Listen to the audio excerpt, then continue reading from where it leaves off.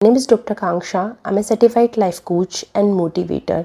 मैं इस चैनल पे कहानियों से, अपनी बातों से एंड लाइफ एक्सपीरियंस से जो मुझे और मेरी क्लाइंट के थ्रू मुझे और सीखने को मिल रहे हैं वो यहाँ पे डालने की कोशिश करती हूँ, ताकि इन सब लर्निंग्स को आप भी अपनी लाइफ में अप्लाई कर पाएँ और अपनी लाइफ को एक ईजी बना पाएँ। क्योंकि लाइफ है तो चैलेंजेस हैं तो उन चैलेंजेस से हमें डरना और घबराना नहीं है, उन चैलेंजेस को हमें फेस करना सीखना है। ओके, तो आज का जो वीडियो है वो बहुत ही इम्पॉर्टेंट वीडियो है और आज का वीडियो अगर आपने पूरे ध्यान से सुन लिया और समझ लिया तो मैं 100% गारंटी से कह सकती हूँ कि ये आपकी लाइफ पे एक पॉजिटिव इम्पैक्ट ज़रूर डालेगा।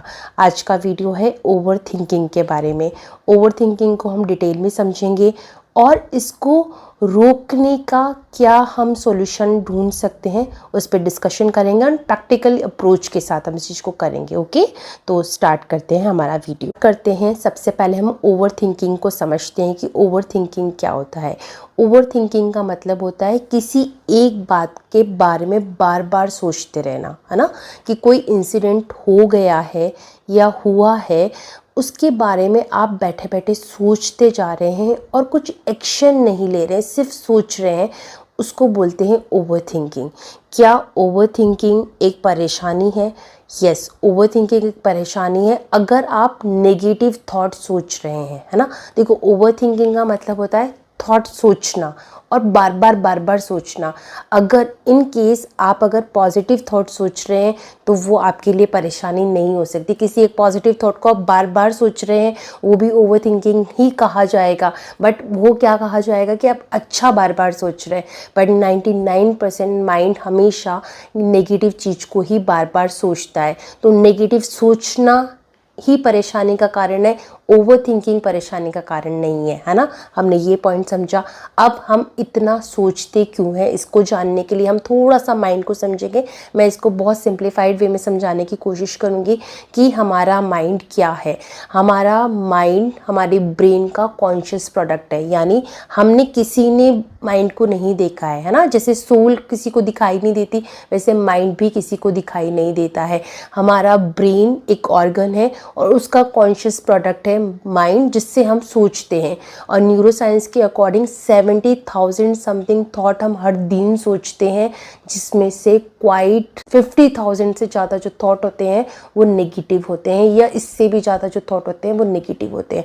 इसी वजह से ओवर थिंकिंग एक प्रॉब्लम बनती जा रही है, क्योंकि इतना नेगेटिव सोचने के बाद इंसान एंशियस फील करता है, उसको अच्छा फील नहीं होता है। ओके, तो हम ये समझ सकते हैं कि हमारा माइंड एक ऑपरेटिंग सिस्टम जैसा है। ओवर थिंकिंग प्रॉब्लम नहीं है, ये सिर्फ हमको ये सिम्टम बता रहा है कि हमें हाई लेवल की एंजाइटी है। दैट्स वाई हम बार बार एक थॉट को रिपीटेड नंबर पे सोचते जा रहे हैं। तो अब हमें इसको कैसे समझना है, इसको कैसे दूर करना है, क्योंकि अगर समय रहते आपने इसको पहचाना नहीं, अवेयरनेस लाई नहीं, तो आपको ये बाद में चलकर बहुत ही सीवियर एंजाइटी के अंदर, सीवियर डिप्रेशन के अंदर कन्वर्ट हो सकता है। तो overthinking is the first sign जो एंजाइटी को रिप्रेजेंट करता है, जो डिप्रेशन को रिप्रेजेंट करता है। ओवर थिंकिंग हमारा क्या होता है? ओवर थिंकिंग हमारा ईगो डिफेंस मैकेनिज्म है। यानी जैसे फॉर एग्जांपल किसी पर्सन ने आपको कुछ कह दिया, आपने उस पर्सन को उस वक्त कुछ भी ना तो रिएक्ट किया ना रिस्पॉन्ड किया, और आप अपने रूम में आ गए और बैठे बैठे सोचते जा रहे हैं, उसने मुझे ऐसा कह दिया, उसने मुझे ये कह दिया। आप अपना ईगो सेटिस्फाई कर रहे हैं। सबसे बेस्ट तरीका होता है जिस पर्सन ने आपको जो बोला है उसी टाइम पे एट मोमेंट आपको उसको सही लहजे में आप अपनी बात कह दें। पर अगर आप नहीं कह पा रहे तो आप उसको लेट गो करना सीखिए, क्योंकि अगर आप अपने रूम में आकर उसको बार बार सोचते जा रहे हैं और बहुत गुस्सा करते जा रहे हैं तो वो चीज़ आपकी बॉडी के लिए, आपकी माइंड के लिए और आपकी सोल के लिए बिल्कुल भी सही नहीं है। ओवर थिंकिंग आपकी प्रोडक्टिविटी को किल कर देता है। ओवर थिंकिंग आपको ऐसा महसूस कराता है कि आपकी लाइफ पे कुछ भी अच्छा नहीं है। ओके, तो बहुत सारी चॉइसेस हैं, बहुत इश्यूज़ इश्यूज़ हैं। आपको ये सोचना पड़ेगा कि ये थॉट मुझे सर्व कर रहे हैं या नहीं कर रहे हैं। हम जनरली ये सोचते हैं कि जो हम सोच रहे हैं वही हम हैं। हमें अपने आप को थॉट से अलग रखना सीखना पड़ेगा कि जो थॉट मेरे चल रहे हैं हैं, अगर वो नेगेटिव चल रहे हैं तो मैं इनको रोकना सीखूँ, इनको कन्वर्ट करना सीखूँ। देखो थॉट आना कभी बंद नहीं होंगे, या तो आप एक पर्टिकुलर टाइम पे पॉजिटिव सोच रहे होंगे या पर्टिकुलर टाइम पे नेगेटिव सोच रहे होंगे। तो आपको ये प्रैक्टिस करना होगा कि मैं ज़्यादा से ज़्यादा पॉजिटिव सोचूं और मैं कम से कम नेगेटिव सोचूं।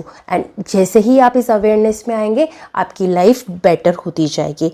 अब हम सॉल्यूशंस पे बात करते हैं कि क्या आप कर सकते हैं जिससे आपकी ओवर थिंकिंग रिड्यूस हो सकती है, कम हो सकती है या बहुत मिनिमल हो सकती है। मैं ये नहीं क्लेम करूँगी कि ओवर थिंकिंग ख़त्म हो जाती है, क्योंकि हमारा जो माइंड है हमें हमेशा प्रोटेक्ट करने के लिए रहता है। वो हमें नेगेटिव चीज़ पहले दिखाता है, अच्छा ऐसा तो नहीं हो जाएगा, ये तो नहीं हो जाएगा, ये तो नहीं हो जाएगा। वो हमें प्रोटेक्शन करने के लिए बना है, बट हम उसको हमारे प्रोटेक्शन से ज़्यादा खुद को ही डैमेज करने के लिए यूज़ कर रहे हैं। तो वहाँ हमें अपने आप को रोकना आना चाहिए। तो अब सॉल्यूशन पे बात करते हैं।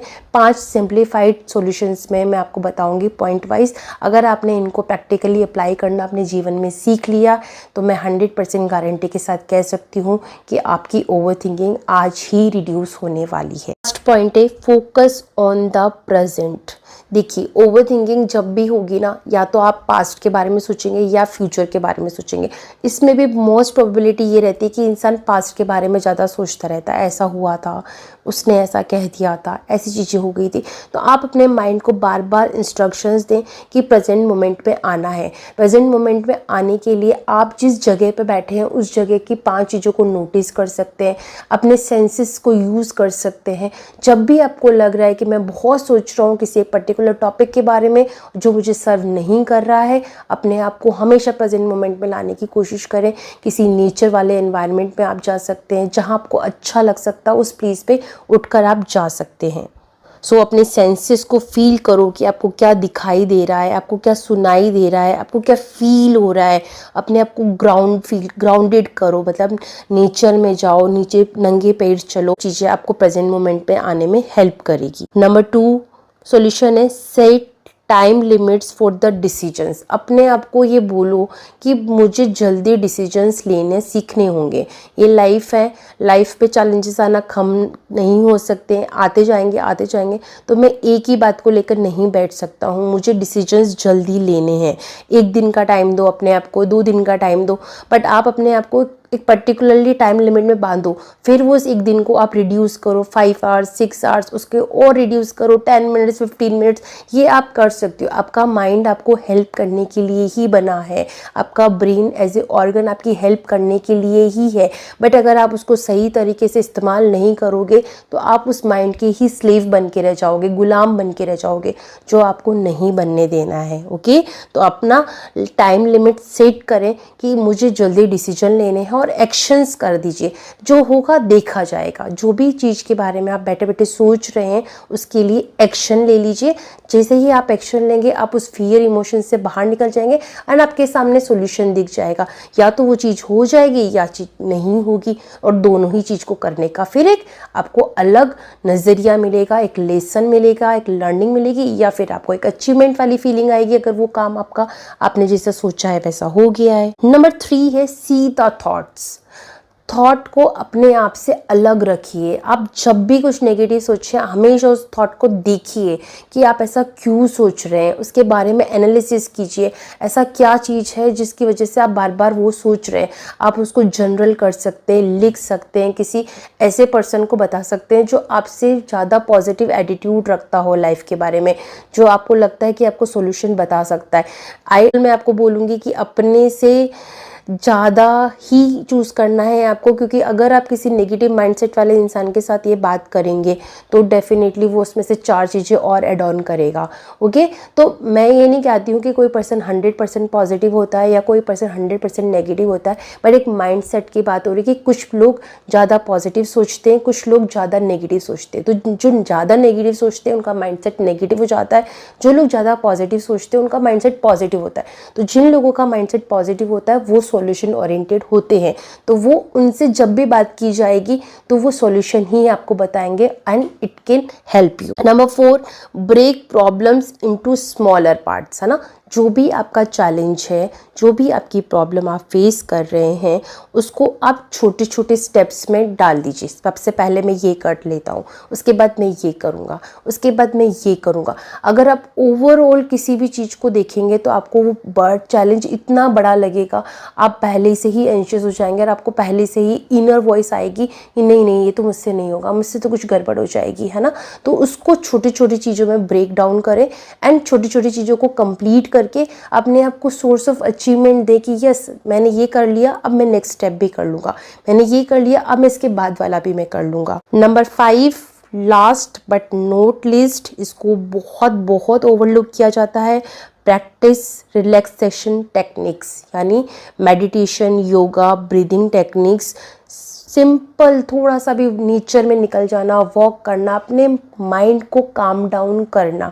जिस माइंड को आप इतना यूज़ कर रहे हैं, इतना उसको यूटिलाइज कर रहे हैं, उसको काम डाउन करने के लिए आपको थोड़ा वक्त निकालना ही होगा। कई बार मुझे जब मेरे सेशन में आते हैं कोई पर्सन, मैं उनको बोलती हूँ तो वो कहते हैं टाइम नहीं मिलता है।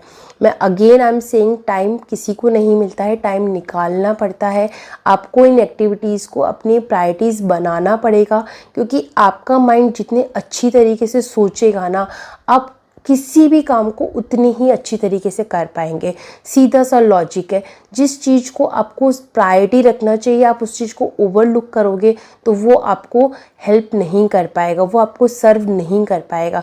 और जब माइंड आपको सर्व नहीं कर पाएगा तो वो आपको अपना स्लेव बना लेगा, है ना। और जब माइंड ने आपको अपना स्लेव बना लिया ना, उसके बाद आप कितना ही काम कर लें, आप कितना ही पूरा दिन भर काम कर लें, आपको वो चीज़ हेल्प आउट भी नहीं करेगी, आपको अच्छा भी फील नहीं होगा और आपको ऐसा लगेगा बस मैं करे ही जा रहा हूँ, करे ही जा रहा हूँ, मुझे नहीं समझ आ रहा कि क्या हो रहा है। ओके, तो ओवर थिंकिंग को इतनी बड़ी बात भी ना समझे कि आप इस चीज़ को नहीं रिजॉल्व कर सकते। आप कर सकते हैं, बट सबसे पहले अवेयरनेस आना बहुत ज़रूरी है। इस चीज़ को एक्सेप्ट करना बहुत ज़रूरी है कि हाँ मेरे अंदर कुछ ऐसा नेगेटिव पैटर्न चल रहा है जो मुझे सर्व नहीं कर रहा है, और मुझे ग्रोथ माइंडसेट को यूज़ करते हुए इस पैटर्न से छुटकारा पाना है। आपने कभी किसी छोटे बच्चे को देखा है ओवर थिंक करते हुए? छोटे बच्चे कितने मस्त होकर खेलते हैं, बोलते हैं, अपने आप को एक्सप्रेस करते हैं, उनको कोई चीज़ बुरी लगती है रो लेते हैं और उस बात को वहीं ख़त्म कर देते हैं।